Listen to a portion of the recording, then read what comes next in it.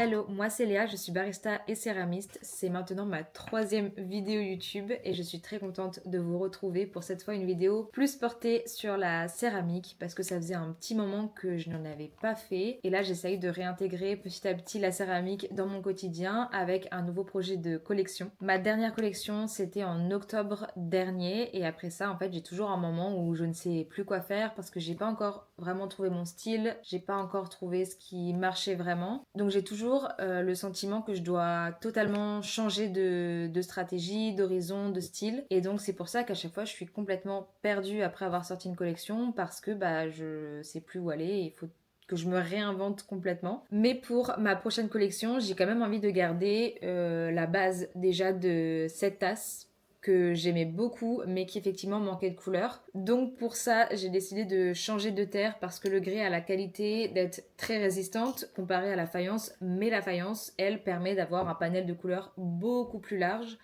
Et c'est ce qui me manquait en fait à chaque fois que j'achetais un émail. Dès que je le cuisais à la température du grès, même si c'était un émail pour le grès, ça rendait pas du tout ce à quoi je m'attendais et ça me plaisait pas. Donc c'est pour ça en fait que j'avais fini par faire tout en transparent en me disant au moins je pourrais pas être déçue. Sauf que en fait effectivement avoir tout en transparence, c'est un peu ennuyant et j'ai quand même envie de mettre de la couleur pour mettre déjà juste un petit peu plus de personnalité aussi. Donc c'est pour ça que j'ai décidé de passer à la faïence. Je sais pas du tout si c'est très clair, mais en tout cas, normalement, avec ma nouvelle terre, je vais pouvoir avoir les couleurs que je souhaite. Par exemple, je vais vous montrer. Voilà un exemple, c'est le même émail mais cuit à 2 températures différentes. Ça a été cuit comme de la faïence, donc à basse température, donc la couleur a vraiment été comme celle que je souhaitais. Sauf que là je l'ai cuite à la température à laquelle ma terre doit être cuite et on voit bien que la couleur c'est pas du tout ce que je voulais et ça ressemble en rien à ça. Donc normalement avec ma nouvelle terre, je vais pouvoir avoir cette couleur là. Donc c'est déjà la première couleur pour ma prochaine collection. J'ai trop hâte de l'utiliser. Et j'en ai acheté 2 autres. Donc un jaune un peu beurre et un bleu très pâle. Mais avant ça, il faut produire des pièces. Donc là, par exemple, j'ai commencé, c'était la semaine dernière. Donc là, ma tasse, elle a été faite. Elle n'est pas cuite encore, donc elle est très fragile.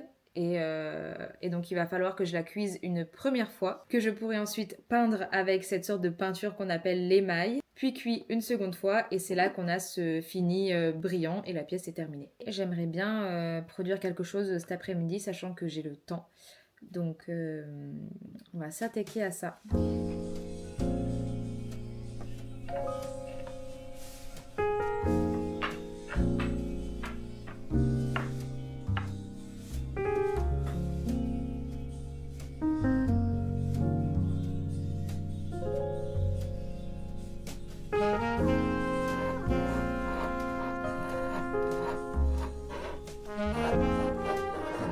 Je pense avoir trouvé un format et une forme qui me plaît beaucoup. Donc quand c'est comme ça, je prends des notes de toutes les dimensions pour pouvoir facilement la reproduire.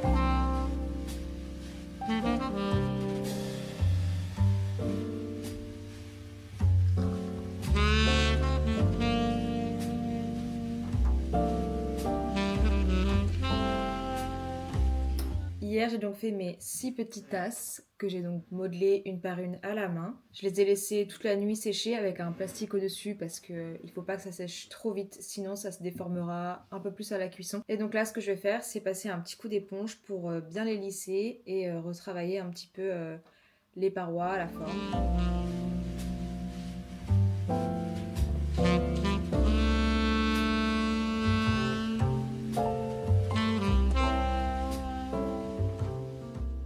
Il a pas fait super beau tout à l'heure, donc j'ai fait un truc que je ne fais jamais le week-end, ni en semaine, ni en vacances, c'est regarder un film en plein après-midi. C'est un film que j'avais déjà vu, mais ça m'a fait plaisir de le revoir. Donc maintenant que le soleil est revenu, je vais en profiter pour aller dehors et marcher, voir un peu de nature. Donc pour ça, direction le parc.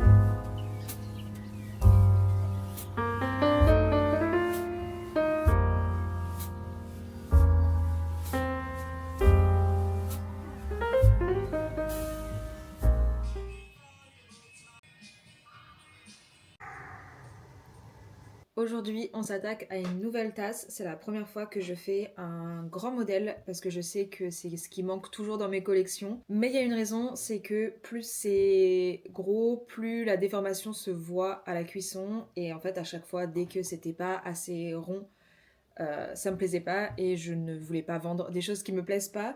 Donc à chaque fois, je réessaye. La clé, ça va être surtout de faire sécher très lentement. Donc à chaque fois, bien couvrir avec un plastique jusqu'à ce que ça soit complètement sec. Et surtout, de ne pas attacher la anse quand la terre est trop molle, malléable.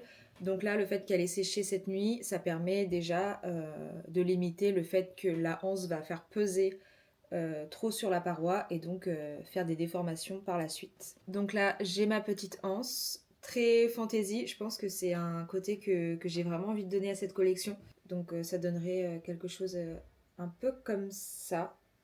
Franchement, pour l'instant, j'aime bien avoir avec les mailles finies, tout ça. Mais voilà pour le moment.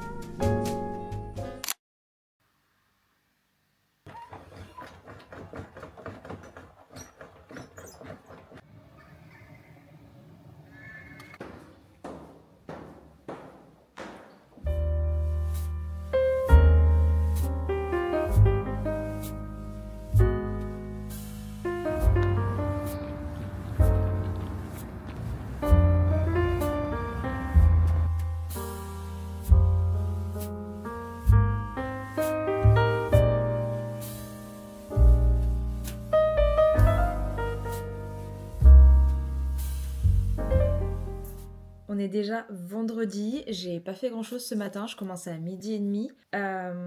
Je voulais refaire la crédence de ma cuisine, j'ai acheté des stickers exprès, mais au final c'est une catastrophe, ça me plaît pas du tout, donc j'ai un peu abandonné le projet et du coup je me suis vraiment focus sur le montage d'un réel qui sort du coup aujourd'hui. Donc c'est quand même une bonne chose de faite. Je vais avancer pareil sur le montage de ma vidéo YouTube, celle que vous êtes en train de regarder d'ailleurs. Et ensuite j'ai 2-3 trucs à faire en ville avant d'aller au taf. Et puis après jusqu'à 19h. 19h je travaille donc je ne pourrai rien faire d'autre ce soir.